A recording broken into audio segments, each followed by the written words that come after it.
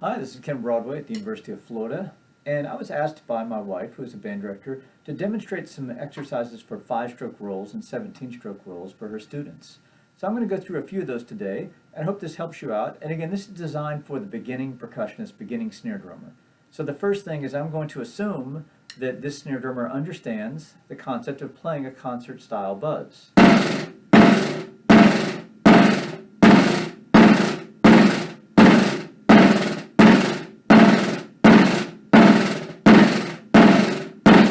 If the student doesn't understand that, they should not try to play the roll, because what they're going to do is reinforce poor behavior. So you want to make sure those buzzes are nice and long. Some typical exercises I would use for that are just playing 8th notes, then playing buzzes,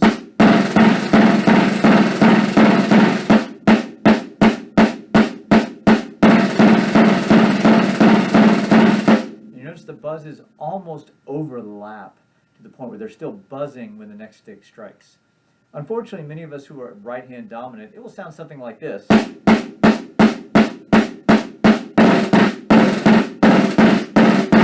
And our left hand will be very choked off.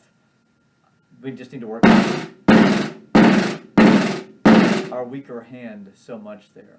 So this takes a lot of time. Before we even attempt the 5-stroke roll, 7, 9, 17, whatever the case might be, make sure you really work on the buzzes.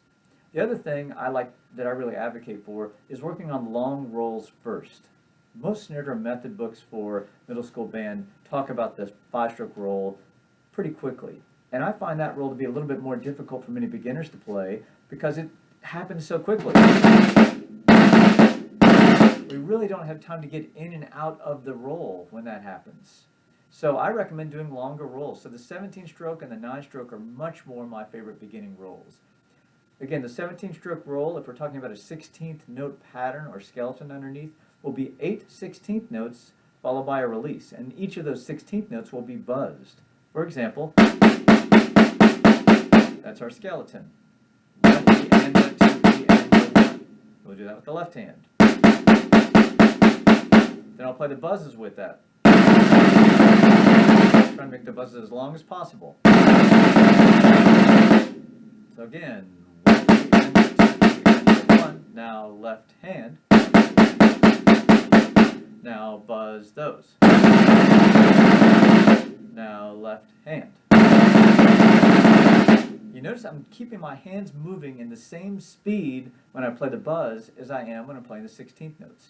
A common problem for young students is when they start playing the roll, they'll try to play their hands much more quickly. It'll sound something like this. Then they'll play the roll. And while eventually our hands will need to move faster, it's important to make the hand motion consistent from your skeleton to the roll. So we go through there, and as we get a little quicker, and 2, and 2, and 2,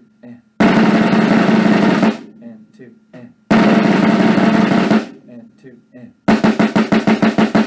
2, and 2, and 2, and.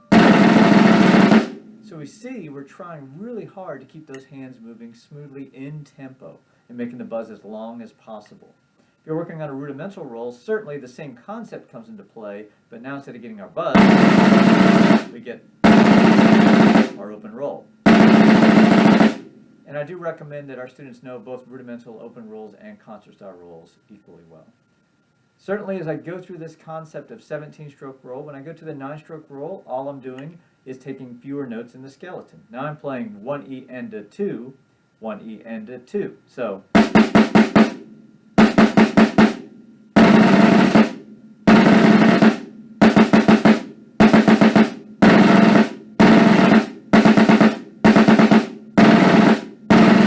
really working on the skeleton and then the roll. 5-stroke, again, I can decide if I'm going to put the, I'm going to start with the rhythm 1 E and 2 E and. And I'm playing right, left, right, left, right, left, right, left, right, left, right, left. There will be plenty of times for us to play what's called natural sticking or right hand lead sticking when we play our rolls. For now, as a beginner, I want to develop both the right and the left-handed rolls. So I'm going to play now 4 of these. Right, left, right, the buzzes.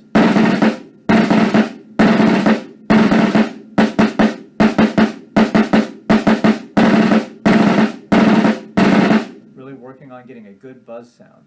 Now the challenge with these rolls, especially the shorter rolls, is getting a clean release. Many times our students will have trouble getting that release clean because you go quickly from the buzzes to that tap. So a great exercise for this is just to play buzz, tap, buzz, tap, buzz, tap, buzz, tap, buzz, tap, buzz, tap, buzz, tap. That way you really get the feel for the buzz, the idea of getting that, again, some people call it tension release, or this idea of getting squeeze release. All these words are hard to put into our physical motion, but the idea that we've got to make sure we control the tension the correct amount. If we're too tense, the buzz is choked off. If we're too loose, we end up getting more of a double bounce, which again is good for another period of time, but right now we're trying to get the buzz.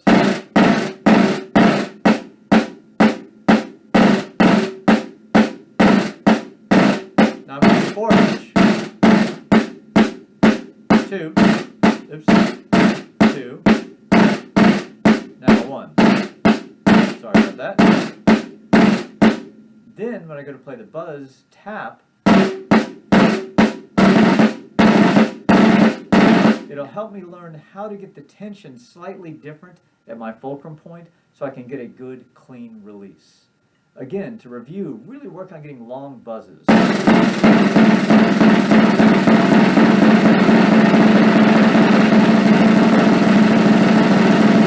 Start with the long roll first, or the longest rolls, to really develop that sound, and then gradually make the roll shorter and shorter. If your book goes in a different order, I think it's great to reverse that order as a teacher and a performer and really work on the long rolls first, the same way that wind players work on long tones. I hope this has been helpful. If you have any questions, please email me at kbroadway@arts.ufl.edu. Thank you for watching.